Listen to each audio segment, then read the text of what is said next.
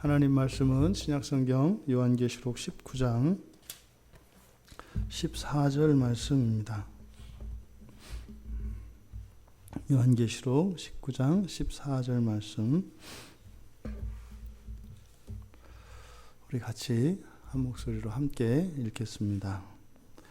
하늘에 있는 군대들이 희고 깨끗한 세마포 옷을 입고 백마를 타고 그를 따르더라. 아멘. 하늘에 있는 군대들이 희고 깨끗한 세마포 옷을 입고 백마를 타고 그를 따르더라. 아주 짧은, 그리고 이 내용으로는 그렇게 특별한 내용이 아닌 내용입니다만, 실제로 이 말씀이 예수 그리스도의 지상사역과 관련해서 특히 예수님과 함께 삶을 살았던 요한에게는 이 한 절에 담겨 있는 그 의미가 우리가 생각할 수 없는 보다 많은 것들을 사실은 담아내고 있습니다. 말로 하지 않았지만 이 짧은 한 절의 말씀 안에 정말 평생 요한이 예수님을 제자가 되고 난 뒤에 살았던, 그리고 이제 어쩌면 이 세상에서의 삶의 그 호흡의 시간이 거의 끝이 날 무렵에 그가 느끼는 것은 매우 특별했을 것이다. 그 은혜가 우리 모두에게 임하기를 바랍니다. 예수님을 따르는 군대가 있었다는 거예요. 하늘에 있는 군대, 그런 거죠. 하늘에 있는 군대들이 예수님을 따르더라, 이 얘기입니다. 근데 그 군대들은 희고 깨끗한 세마포옷을 입었더라. 그리고 백마를 타고 있더라. 이렇게 이제 세 문장으로 나눌 수가 있습니다. 그럼 여기에 예수님을 따르고 있는 이 하늘에 있는 군대들, 이 하늘에 있는 군대들이라고 하는 것은 천사를 가리킵니다. 하늘에 있는 천사들이 예수님을 따르고 있었다라고 하는 겁니다. 근데 여기에 사용된 이 군대라고 하는 말, 이 군대라고 하는 이 말은 전쟁을 위해서, 군대는 항상 전쟁을 위해서 존재하죠.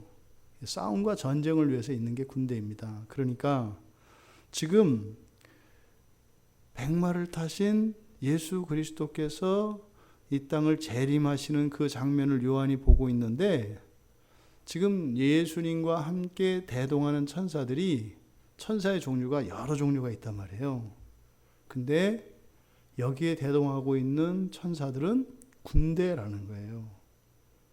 여러분, 예수님이 어떻게 오실지 모릅니다. 그런데 군대를, 하늘의 군대를, 천군을 대동하고 나타나신 것을 요한이 보고 있어요.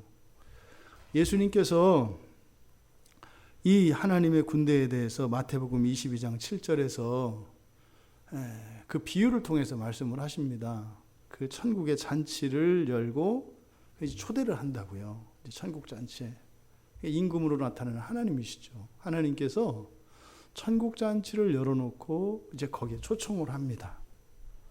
그런데 거부해요. 거부하는 정도가 아니라 하나님의 사자들, 그러니까 하나님이 보내신 초청장을 들고 온 그 사자들을 죽이는 자들이 있습니다. 그 살인자들, 그들을 진멸하기 위해서 보내시는 게 이 하늘에 있는 군대예요. 이 하늘의 군대가 나타났다는 것은 그러니까요, 하나님의 심판과 하나님의 징계를 의미합니다. 그래서 이 단어가 누가복음 23장에서는 헤롯의 군대, 그리고 사도행전 23장에서는 천부장의 군대, 그리고 이제 뒤에 나오게 될 이 지금 예수님과 함께 동행하고 있는 이 군대와 이제 전쟁을 벌일 적군, 뒤에 이제 19절에 나옵니다. 19절에 나오는 짐승과 땅의 임금들의 군대, 이렇게 이 군대라고 하는 단어가 4번이 사용되는데, 지금 이 상황은 어떤 상황이에요? 전쟁 직전입니다. 그러니까 마치 선전포고가 되어진 상황이라고요. 여러분들은 예수님이 오실 때를 어떤 생각을 하세요? 그러니까 사실은 사도 요한이 지금 다시 오시는, 재림하시는 예수를 뵙기 전에 요한이 가지고 있었던 생각이 있을 거예요. 예수님이 다시 오실 것이다. 그걸 믿었겠죠. 그런데 예수님께서 끊임없이 말씀하셨거든요. 권능 중에, 영광 중에 천사들과 함께 구름을 타고 오실 것이다. 그러면 사실은요, 우리도 일반적으로 예수 그리스도께서 재림하실 때의 모습은 천사의 나팔 소리와 함께 정말 하늘의 천사 그 뭐예요? 그림에서 나오는 그 하얀 날개 달린 그 어린애 같은 뭐 이렇게 화관을 쓴 얘들이 나팔 불고 또 하얀 옷에 드레스 깔고 이렇게 컬 된 예수님이 쫙 오는 이런 모습이라고요. 요한도 비슷했을 거예요. 더 심했을 거예요. 그런데 지금 여기는요, 마치 갑옷을 입고요, 완전 무장을 하고 창칼을 들고 지금 무슨 이 전쟁터에 나서는 모습으로 예수님이 온다고요. 그러니까 사실은요, 굉장히 놀란 거예요. 우리가 일반적으로 생각하는 것과 달라요. 그러니까요, 예수님이 다시 오십니다 이랬을 때는요, 마음 한쪽에 이렇게 소름 끼치는 얘기가 있는 거예요. 예수님 다시 오시면 어떻게 돼요? 그날 그 시까지 예수를 영접하지 않은 자들은요, 하나님의 진노의 칼날에 다 피 흘리고 죽어갈 겁니다. 무시무시한 얘기라고요. 그러니까 사실은 조금만 생각하면 알 수 있는데 그 생각이 잘 안 든다고요. 그런데 지금 요한은 바로 하늘의 군대들을 대동하고 오시는 예수 그리스도를 보고 있어요. 여러분들은 사도 요한이 이때 어떤 생각을 했을 것 같으세요? 여러분 생각에는요. 이게 사실은 지금 마치 전쟁이라고 하는 이런 폭풍, 이 폭풍우가 휘몰아치기 직전에 그런 긴장감이 팽팽히 맞서고 있는 그런 시점입니다. 그런데 요한은요, 이제 알겠죠. 이게 뭐야?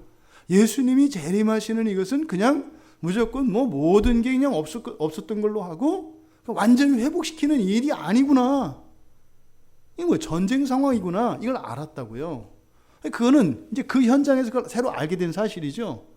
그러면 그 이전까지, 그 사실을 알기 이전까지 요한이 가지고 있던 생각들, 그리고 미처 깨닫지 못했던 예수님의 가르침, 이런 것들이 또 순간적으로 다 스쳐 지나간단 말이죠. 예수님이 이렇게 하늘의 군대를 대동하시고 재림하시는 이 모습 앞에서 사도 요한은요, 과거에 예수님께서 하셨던 말씀을 기억할 수 있었을 겁니다. 어쩌면 그냥 잊고 있었을지도 모르죠. 그런데 지금 이 순간 떠오르지 않을 수 없는 바로 그날 밤의 그 말씀을 기억하게 됐을 거예요. 그날 밤은요, 예수님이 붙잡혀 가시던 날이에요. 예수님이 붙잡혀 가시던 그날 밤 말입니다. 그 참담했던 그날 밤요. 예수님이 사랑하셨던 그 제자 가룟 유다가 예수님을 배신했잖아요. 그래서요, 가룟 유다의 주머니에 은 30냥을 채워주고 팔려가시던 그날 밤이지 않습니까? 그날 밤에 제자들은 두려움과 혼란 속에서 혼비백산하여 이리저리 다 도망가던 날 밤입니다. 그때 제자들 가운데에서 겁이 없던, 아니면 너무나 겁이 많았던 베드로가 단검을 빼어들고 마고의 길을 베던 날 밤입니다. 그때 예수님께서 또렷하게 베드로에게 하셨던 말씀이 있어요. 너는 내가 내 아버지께 구하여 지금 12군단 더 되는 천사를 보내시게 할 수 없는 줄로 아느냐? 베드로가 칼을 휘둘러서 마고의 길을 베어냈는데, 그때 예수님께서 하늘의 군대 얘기를 하셨다고요. 그때는요, 그런가 보다 했죠. 그런데 예수님이 그날 사실은 말씀하셨던 그 말씀의 의미를 실감할 수는 없었다고요. 근데요, 지금 두 눈으로 보고 있는 겁니다. 그러니까 사실 예수님에게 그런 권능이 있다고 하는 것을 알지만 아는 것과 실감하는 것 사이에는 크게 차이가 납니다. 오늘 권사님이 수쌤이 신상품을 이렇게 해오셨던데, 신상을 이렇게 했다고 그래서 뭐 더 좋아졌다 이렇게 들어서 아는 것과 보면 또 틀리단 말이에요. 진짜 다르다. 이게 보는 것과 아는 것은 다르다고요. 그러니까 여러분들이 누군가에게 좋은 소문을 듣고 어딘가에 갔어요. 알고 있지 않습니까? 기대감을 갖고 믿었으니까 갔잖아요. 직접 가서 경험을 해보면 그건 맞는데 이렇게 내 안으로 파고 들어오는 이 실감의 무기가 다르다고요. 이게 체험적인 알미지 않습니까? 그러니까 지금 요한은 지금 하늘의 군대를 대동하고 오시는 예수님을 통해서 바로 그날 밤 그 말씀을 확 가슴으로 느끼고 있다고요. 요한도 그날 떨었죠. 요한도 떨었죠.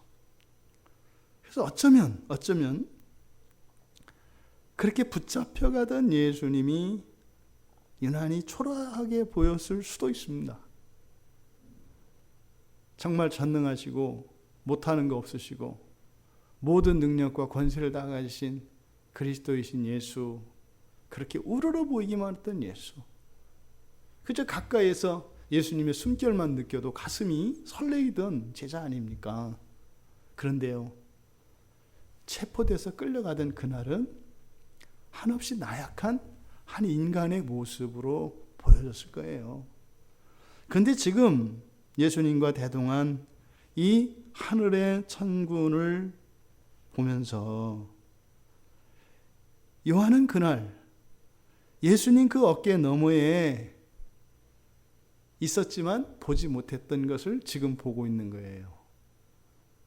예수님이 베드로에게 내가 하늘의 천군들을, 천사 군대를 12군단도 더 데려올 수 있다라고 말씀하셨을 때 요한의 눈에는 보이지 않았습니다만 요한에게는 한없이 나약한 한 인간 예수로 보였지만 지금에서야 그 과거의 현장을 다시 보니까 그때는 보이지 않았던 게 보이는 거예요.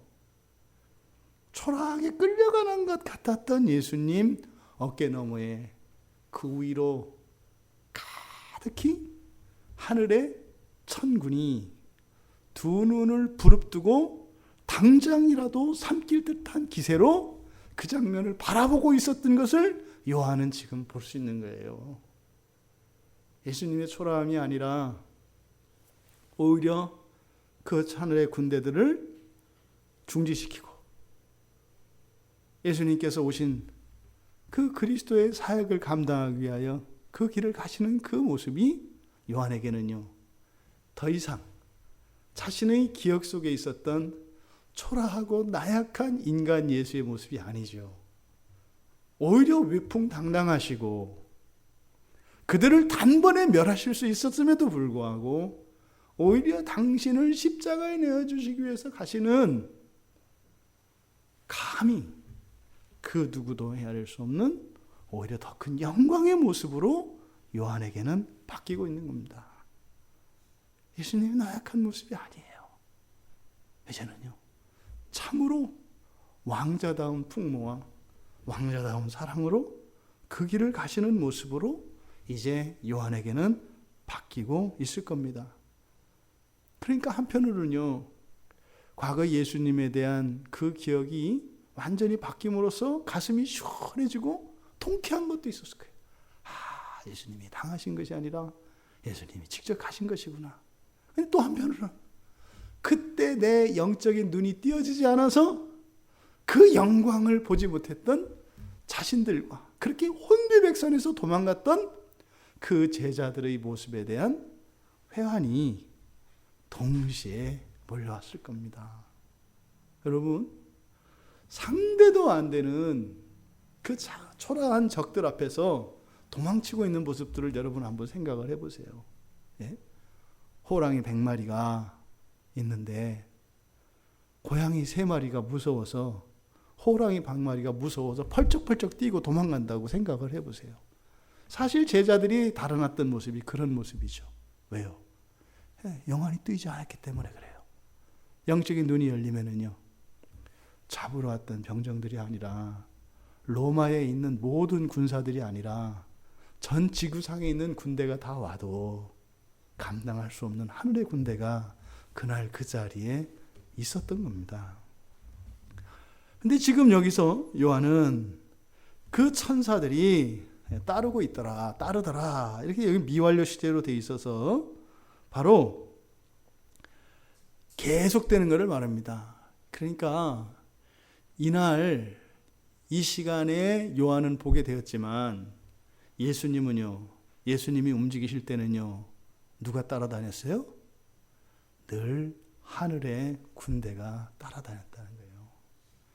이 세상을 사시는 동안 말이에요. 예수님이 맨 처음에 태어나시던 날 누가복음 2장 13절에서 수많은 천군들이 등장한 것을 여러분이 아실 겁니다. 사람으로서는 예수님이시지만 그리스도이신 예수는 언제나 하늘의 군대를 대동하고 다니십니다. 늘 함께 하셨던 거예요.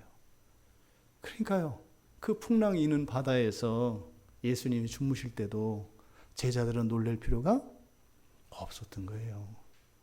왜요? 언제나 예수님이 계시는 곳에는 하늘의 군대가 늘 함께하기 때문입니다. 하늘의 군대는요, 예수님이 말을 해야 하는 것이 아니라 알아서 예수님을 지키고 또 하나님의 백성들을 보호하는 거죠. 그러니 예수님이 깨어서 무슨 일을 하실 때라야 이들의 마음이 놓이는 것이 아니라 예수님과만 함께 한다면, 예수님 편에만 선다면 아무런 두려움을 가질 필요가 없었다고 하는 사실을 지금 천사들이 그를 따르더라 라고 이야기하고 있는 겁니다. 이 천사들과 관련해서, 하늘의 천사들과 관련해서 참 신비롭고 놀라운 얘기를 이제 누가가 하는데, 사도행전 7장 42절에 보면은 그 아론이 금송아지를 만들었던, 그래서 이스라엘 백성들이 그 아론을 겁박을 해서 금송아지 우상을 만들지 않습니까?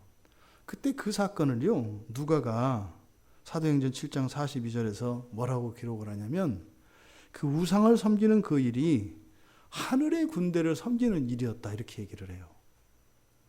천사들을 섬기는 일이었다. 우상을 섬긴 게 그 하늘의 군대를 섬겼다, 이렇게 얘기해요. 그러니까 하늘의 군대, 천사를 말하는 거예요. 천사 군대를 얘기해요. 근데 이 천사 군대는 앞서서 말씀드렸던 것처럼 뒤에 19장 19절, 계시록 19장 19절에서도 바로 짐승과 땅의 임금들의 그 군대가 나와요. 이 군대들이 누구예요? 여기도 마찬가지로 천군들입니다. 근데 이 천사들의 군대가 이렇게 두 진영으로 나뉘어 있는 거예요. 그러니까 금송아지 우상을 섬겼던 그것은 하나님의 군대, 그리스도의 군대가 아니라 바로 뭐예요? 적그리스도, 사단의 군대를 섬기는 것이었다라고 이야기를 하는 겁니다. 그런 거죠. 왕 대신 예수 그리스도, 왕 대신 하나님이 지금 시내산에서 하나님 백성들을 위하여 말씀을 준비하고 계십니다. 양식이잖아요. 근데 그 밑에서 어떤 일이 일어난 거예요?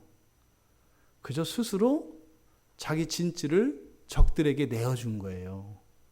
그래서 사탄의 군대를 끌어들인 거지요. 이스라엘 백성들이. 이 말도 안 되는 이런 사건이 바로 이 천군과 관련하여 누가가 진술하고 있습니다.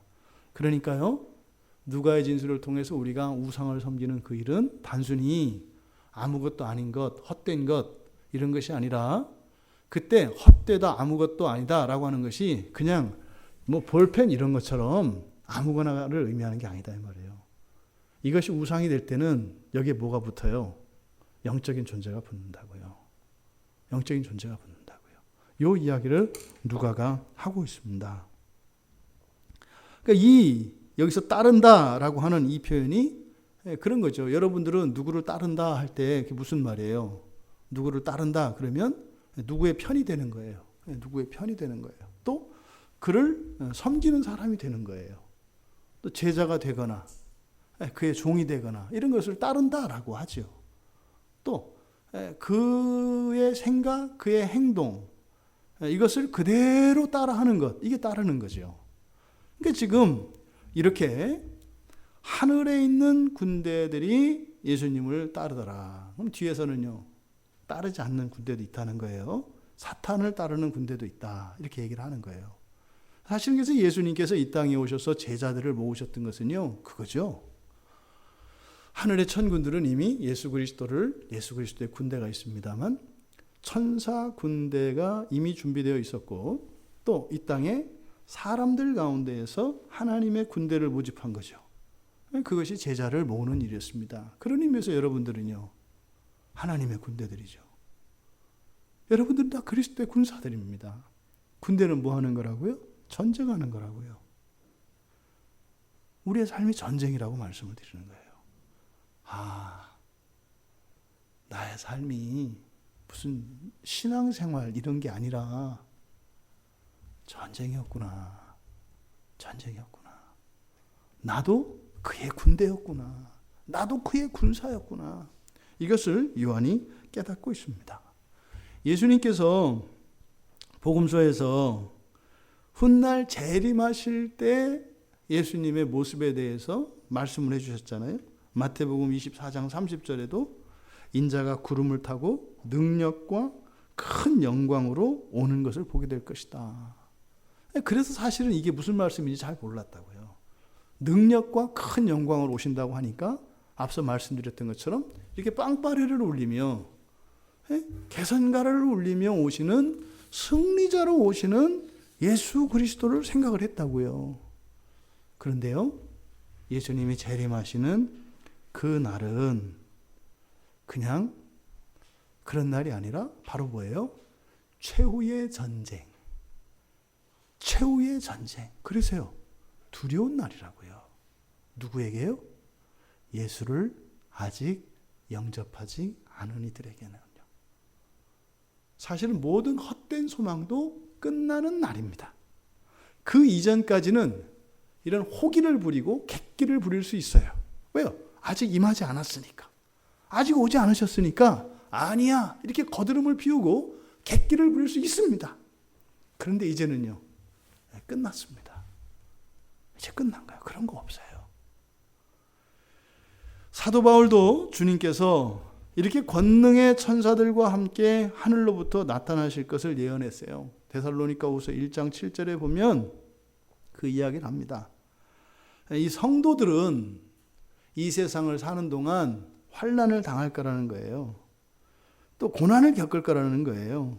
근데 이런 환난과 고난을 당하는 이유가 뭐예요?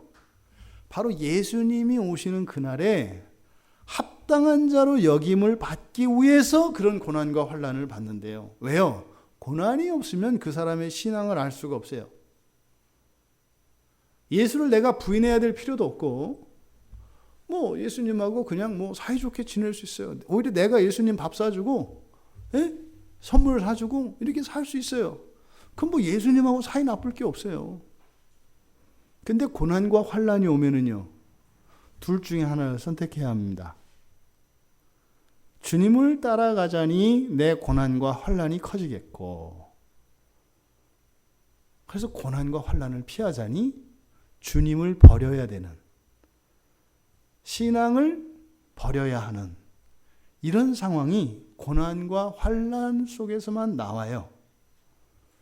그러니까 사실은 그 고난과 환난을 겪기 전에는 그 사람이 가지고 있는 신앙이 참된 신앙인지 거짓된 신앙인지, 다시 말해서 예수 그리스도의 군대인지 사단의 군대인지 알 수가 없다고요. 고난과 환난을 겪어야만 정확하게 자기가 어느 편에 서 있는가를 알게 된다 이 말이에요. 하지만 이 고난과 환난이라는 것은 환경과 사람들로부터 오잖아요. 그래서 성도들에게는 자신들의 신앙이 주님으로부터 합당하게 인정받기 위해서는 그런 고난과 환난이 가끔 한 번씩 와줘서 자기 안에 있는 거짓들이 드러나서 그것을 회개하고 돌이킬 수 있기 위해서는 반드시 필요해요. 근데 성도들에게 환난을 주는 사람들이 있죠. 그 사람들이 그러면 우리의 신앙에 도움을 준 건 틀림없어요. 근데 데살로니가 후서에서 바울이 그렇게 얘기한다고요. 성도들에게 환난을 받게 했던 자들에게 환난으로 갚으신다.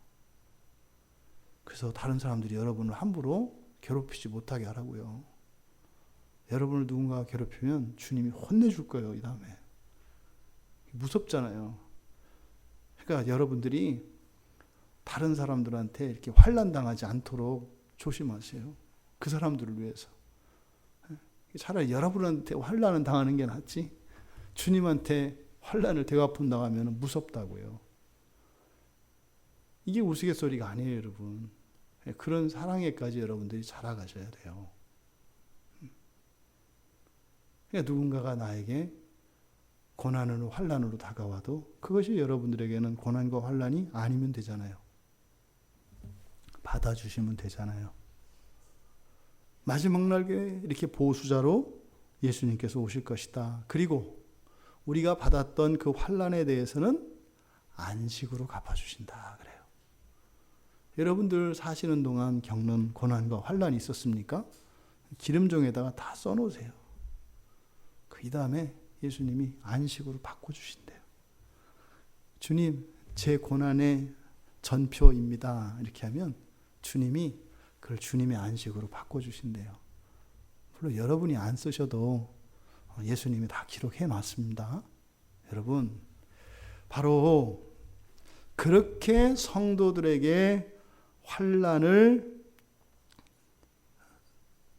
끼쳤던 자들, 그들을 심판하기 위해서 오는 게 바로 이 하늘의 군대예요. 하늘의 군대.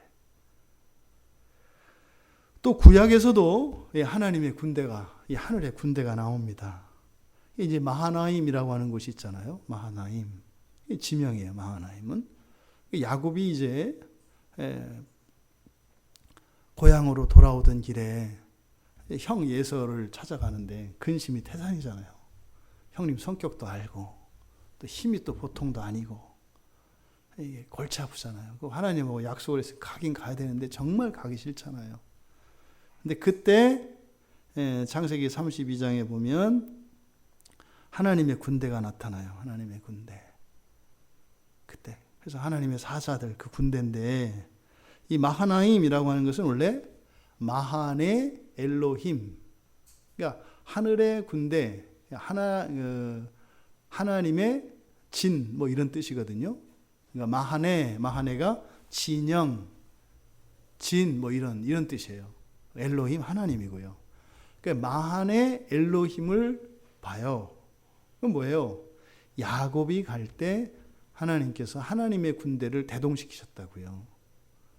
그래서 그것을 야곱이 얼마나 두려웠으면, 얼마나 겁먹었으면 하나님이 눈을 열어 그걸 보여주셨겠어요. 야, 괜찮아.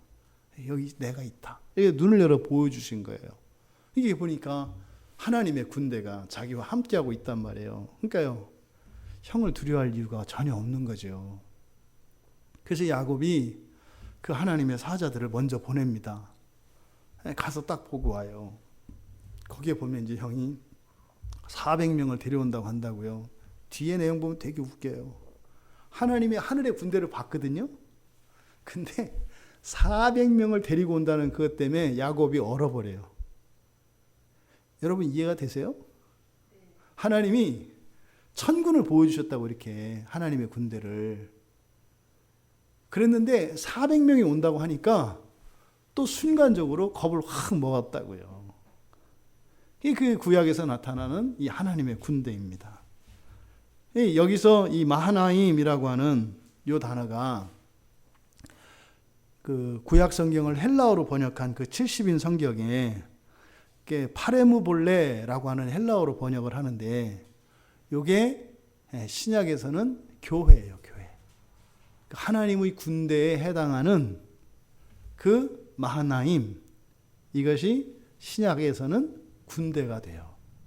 그러니까 여러분, 바로 이 교회는 지상에 있는 하나님의 군대라는 거죠. 근데 이 군대는 성격이 뭐라고요? 전쟁이라고요. 그래서 교회는요, 전투적 성격이 있는 거예요. 그래서 교회 안에는요, 항상 싸움이 있는 거예요.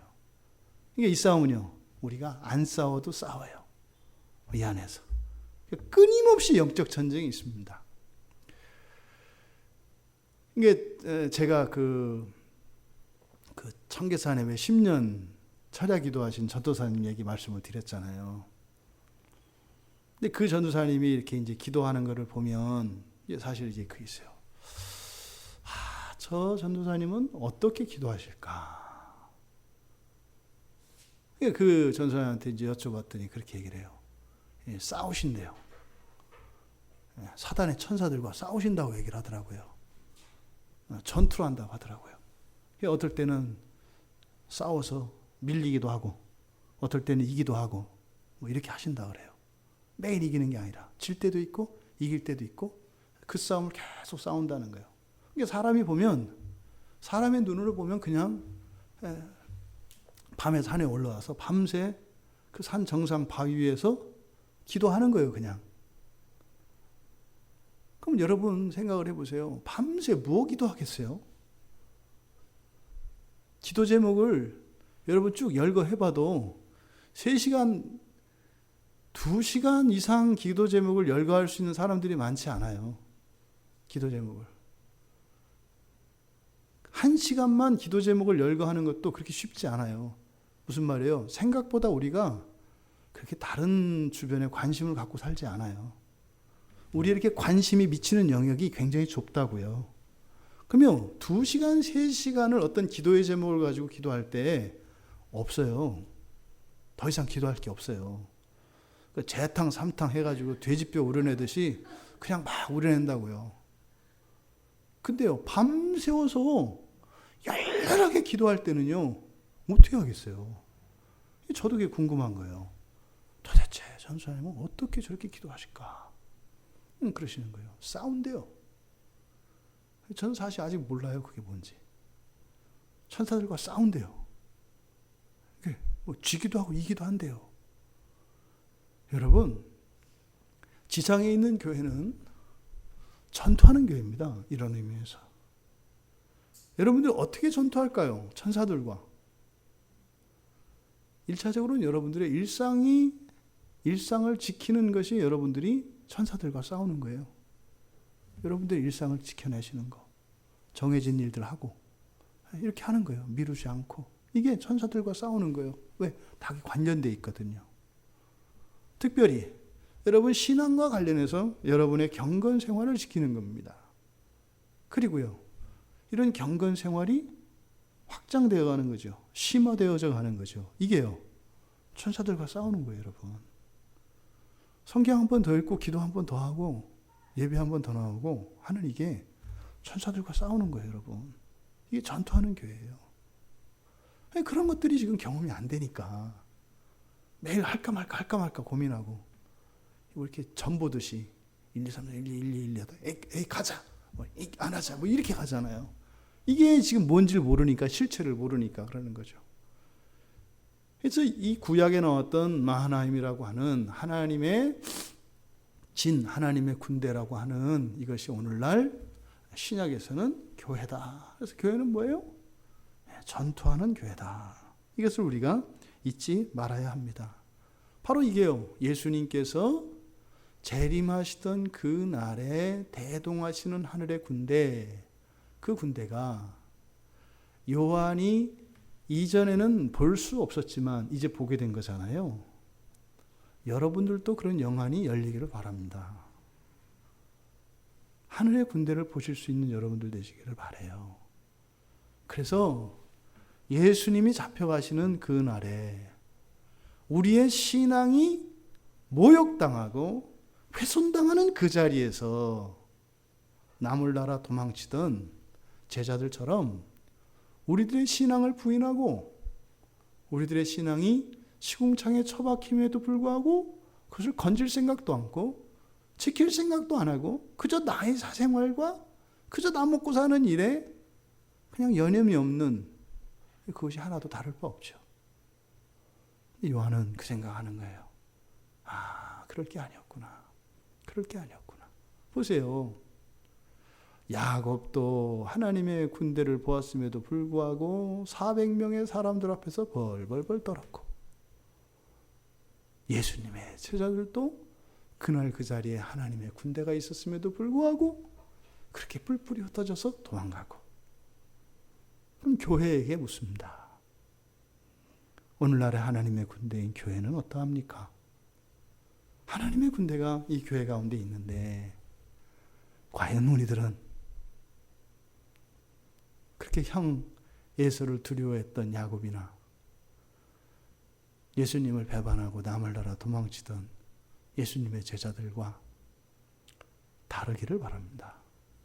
다르기를 바랍니다. 이것이 요한 사도의 마음이죠. 이 말씀을 우리에게 주신 목적이 그거죠. 주님이 오시는 그 날에만 하늘의 군대가 이 땅 가운데 임하는 것이 아니라 교회와 함께 하나님의 군대가 함께 있다는 사실입니다. 여러분, 요한이 가졌던 이런 회한이 우리가 이 다음에 정말 다시 오시는 주님을 우리의 두 눈으로 배울 때 요한이 가졌던 그 회한은 우리들에게는 없기를 바랍니다. 그 천사들의 모습을 이제 묘사하고 있는데 흰 말 위에 있다. 흰 말 위에 있다. 흰 말을 타고 있는 거죠. 성경에서 이 말은 특별히 신약 성경에서 야고보서 3장 3절에서 그러니까 사람이 이렇게 순종시키기 아주 어려운 대표적인 동물로 말을 이야기해요. 그래서 말에 재갈을 먹이는 말을 이렇게 순종시키기 위해서는 입에 재갈을 먹어야 된다. 그러니까 뭐예요? 그거 외에는 방법이 없다는 거예요. 그러니까요, 가장 길들이기 어려운, 굴복시키기 어려운 동물의 전형으로서 말을 야고보가 이야기를 해요. 근데 그 외에는 전부 이 말은 요한계시록에만 쓰입니다. 말은 요한계시록, 그러니까 야고보서 3장 3절을 제외하고는 전부 요한계시록에만 사용돼요. 신약 성경에서는. 이 말은요, 강력한 힘을 가지고 있습니다. 그리고 이 말은 전쟁과 심판을 실행합니다. 그러니까 이 말이 나타났다라고 하는 것은 뭐예요? 전쟁 상황이라는 거예요. 또 하나님의 심판이 임하기 직전이라는 거예요. 계시록 6장 2절에도 그 말들이 이제 등장을 하는데, 그때 계시록 6장 2절에 흰 말을 탄 자들이 정복하기 위해서 활과 왕관을 가지고 있다 이렇게 얘기해요. 왕관을 썼다. 그러니까 활과 왕관, 그러니까 무기와 권세를 가지고 있다는 거예요. 그래서 흰 말이 의미하는 바는 특별히 또 하늘의 군대가 흰 말을 탔다. 그러니까 지금 요한이 여기서 강조하는 것은 뭐겠어요? 바로 주님이 재림하실 때 함께 대동하는 천사들은 나팔 불고 찬양하는 천사들이 아니라 군대였다는 것을 지금 강조하기 위한 거예요. 여러분, 예수님의 재림의 날이 기다려 주십니까? 원수들 앞에서 밥상을 차려주시는 그 일이 요때 일어나는 거예요. 원수들은 피 흘리며 죽어갑니다. 근데 하나님의 백성들은 그 앞에 상차림이 되어 있습니다. 극명한 대조가 다시 오시는, 예수님이 다시 오시는 그 날에 일어난다는 겁니다. 앞에 11절에서도 주님께서도 흰말을 타고 오시죠. 그러니까 재림하시는 것과 초림하시는 것은 너무 달라요. 초림하실 때는, 그러니까 맨 처음 아기 예수로 이 땅에 오실 때는 죽기 위해서 오시잖아요. 가장 연약한, 옷도 없이 알몸으로, 그죠? 동물의 밥그릇, 그 먹이통에, 그 여물통에 담겨서 태어나시잖아요. 그런데요, 지금 예수님은요, 왕자의 모습으로 완벽한 영광의 모습을 취하시고 흰말을 타고 흰말을 탄 하늘의 군대들을 대동하고 오고 계십니다. 그날에 만인이 예수 그리스도를 주라 고백하게 될 것입니다. 근데 그날에는 자비가 없습니다. 그날에는 자비가 없습니다. 그날에는 오직 심판만 있습니다. 그 이전에 하나님 앞에 하나님 편에 선 자들에게는 영광이 있을 것입니다. 삶의 모든 노고와 수고에 대해서 하나님으로부터, 주님으로부터 위로받고 또 보상을 받으며 하나님이 주시는 참된 안식을 누리게 될 것입니다. 두 번째로 그 천사들에 대한 묘사는 희고 깨끗한 옷을 입고 있다, 이렇게 얘기합니다. 희고 깨끗한 옷. 이렇게 옷을 입고 있는데 희고 깨끗하다. 이게 사실은 천사들은 영적 존재들이기 때문에 옷이 필요 없죠. 천사들은 옷이 필요 없습니다, 원래. 근데 성경에 보면 천사들이 사람 눈에 보인다고요. 사람의 모습으로 나타나기도 하고 천사들을 본단 말이죠. 근데 여기서 희고 깨끗한 옷을 입었다, 이렇게 이야기했을 때 이미 마태복음 28장 3절에서도 그때 예수님께서 부활하셨을 때, 그리고 예수님의 부활과 승천과 관련되어서 나타난 그 천사들에 대한 모습을 성경에서 그렇게 묘사하고 있어요. 그 형상이 번개 같고 그 옷은 눈같이 희더라, 이렇게 얘기한다고요. 눈같이 희더라. 그러니까요, 동일한 거죠. 그 천사가 그 천사인 거죠. 그럼 여기서 깨끗하다, 희고 깨끗하다, 이것은요, 여러분, 깨끗하다라고 하는 의미가 가지고 있는 사전적인 의미는 흠이 없다는 뜻이에요. 때가 없다, 흠이 없다, 이런 뜻이에요. 흠이 없는 상태, 이게 깨끗한 겁니다. 또 희다라고 하는 것은 정결한 것을 나타내죠. 그러니까 여기에 하늘의 군대, 그러니까 예수님과 동행하고 있는 이 하늘의 군대, 이들은요, 흠이 없고요, 죄가 없고요, 완전히 주님께 순종하는 천사들인 거예요. 이들은 그럼 어떤 천사들일까요? 이들이 창조된 이후로 지금까지 단 한 번도 주님의 말씀에 거역한 적이 없는 천사들이에요. 단 한 번도. 순종에 모자람이 없고요, 불순종한 적이 없는 천사들이 지금 주님과 함께 있어요. 여러분, 이 천사들의 모습에서 우리는 약간의 부러움, 그리고 외경심까지 갖게 합니다. 야, 어떻게 수천 년, 수만 년 우리가 헤아릴 수 없는 그 많은 시간들 속에서 어떻게 단 한 번도 주님께 불순종하지 않고 모자람이 없는 순종의 그런 삶을 살 수가 있었을까? 여기 지금 희고 깨끗한 천사들에 대한 묘사에서 사실은 장차 이후로 살아갈 성도들의 삶이 무엇인가를 살짝 보여줍니다.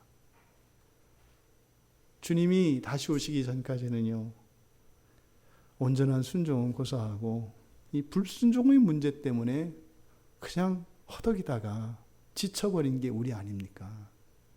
그때 이 천사들을 보면서 요한이 살짝 그걸 보는 거예요.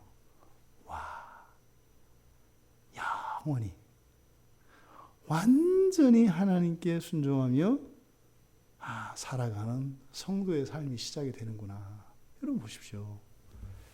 불신자에 대한 두려운 심판과 성도에 대한 완전한 순결과 순종의 삶, 이 두 가지를 동시에 사도 요한은 드러내고 있습니다.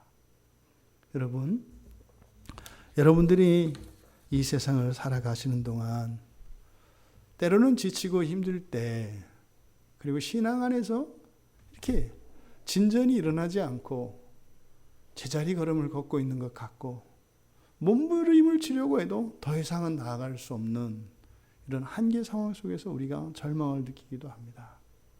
근데 그것이 사실은 이 세상의 한계죠. 하지만 절대로 그것에 우리가 안주할 수는 없습니다만 오히려 우리가 이 세상에서 이런 결핍을 느끼고 한계를 느낄 때 주님이 오시고 난 그 이후에 완전한 순종의 삶이 우리에게 주는 위로와 기대는 커질 것입니다.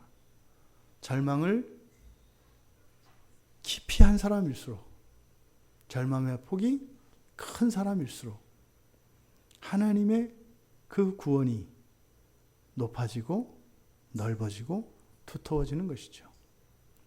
요한이 지금 하늘에 있는 군대들이 희고 깨끗한 세마포옷을 입고 백마를 타고 그를 따르더라 라고 하는 이 말씀을 통해서 명백히 대조적으로 나타내고자 하는 것은 주님 다시 오시는 그날에 성도들과 불신자들의 완전한 삶을, 완전한 대조되는 삶을 이야기하고 있습니다.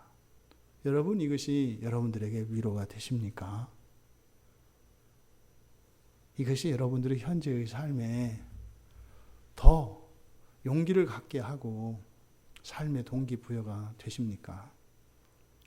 요한 사도께서 아마 이 말씀을 우리에게 주셨던 것은 바로 그런 목적일 것입니다. 더욱더 다시 오시는 주님과의 그 만남의 날을 위하여 우리의 인생이 정향되어질 수 있기를 주님의 이름으로 축원합니다. 주님 오시는 그 날에 그렇게 완전한 삶으로의 시작과 영원한 파멸의 삶, 그것이 주님 오시는 그날에 이루어질 것입니다. 우리를 구원하신 예수 그리스도의 이름을 찬양합시다. 그리고 요한이 그저 알고만 있던 그것을 두 눈으로 보았을 때 실감하였던 그것이 우리에게 공감되어질 수 있기를 주님의 이름으로 축원합니다. 말씀을 생각하며 기도합니다.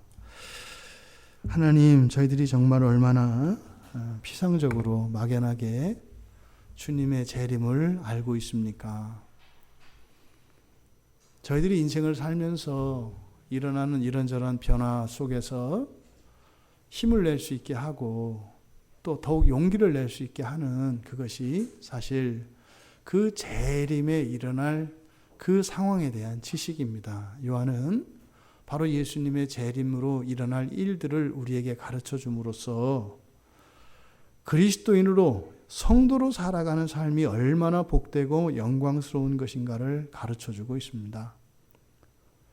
또 이 가르침을 통하여 우리에게 정말 그 하늘의 군대의 도움이 우리의 삶 가운데 있다는 것을 또한 깨우쳐 주려 하고 있습니다.